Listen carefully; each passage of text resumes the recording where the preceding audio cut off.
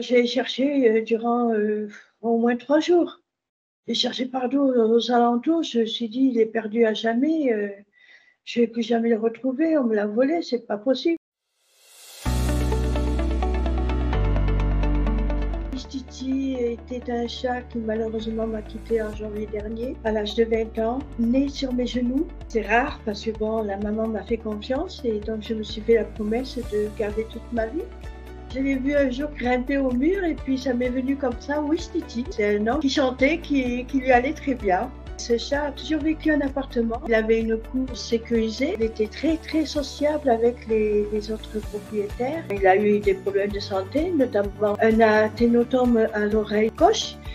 Donc je l'ai fait opérer. Puis bon, il a été quand même castré, pucé, vacciné. Pour ça, il n'y avait pas de problème. Mais c'est juste ce souci-là qui avait posé. Mais ça n'a pas empêché d'avoir une belle vie jusqu'à ses 20 ans. Bien, je l'ai laissé sortir dans la cour privée qui était quand même assez sécurisée, les portails fermés. J'habitais au premier étage à l'époque. J'allais descendre le récupérer, je l'ai cherché partout et il n'était plus là. Il n'était plus là. J'ai demandé aux voisins et personne ne l'avait vu. On ne sait pas comment il a pu partir parce qu'il ne sautait pas, il ne grimpait pas, il ne faisait rien. Il restait seulement dans la cour, dans l'herbe, sous les buissons. Je l'ai laissé maximum 2 heures dehors pour qu'il profite du soleil. Et puis bon, j'ai essayé de le surveiller au mieux et puis il a subitement disparu. Alors j'ai cherché durant au moins 3 jours. J'ai cherché partout aux alentours. Je me suis dit, il est perdu à jamais. Je ne vais plus jamais le retrouver. On me l'a volé, c'est pas possible. Ou alors il a été écrasé alors que c'est pas un chat qui fugue. Pour moi, il a été volé. Et puis un beau jour, je l'ai vu à travers une baie vitrée et je l'ai reconnu par rapport à son oreille.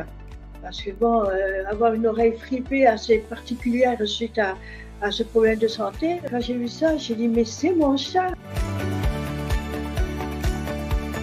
Du coup, j'ai appelé la gendarmerie. J'avais pris la précaution sur moi de prendre mes papiers et sa carte d'identification.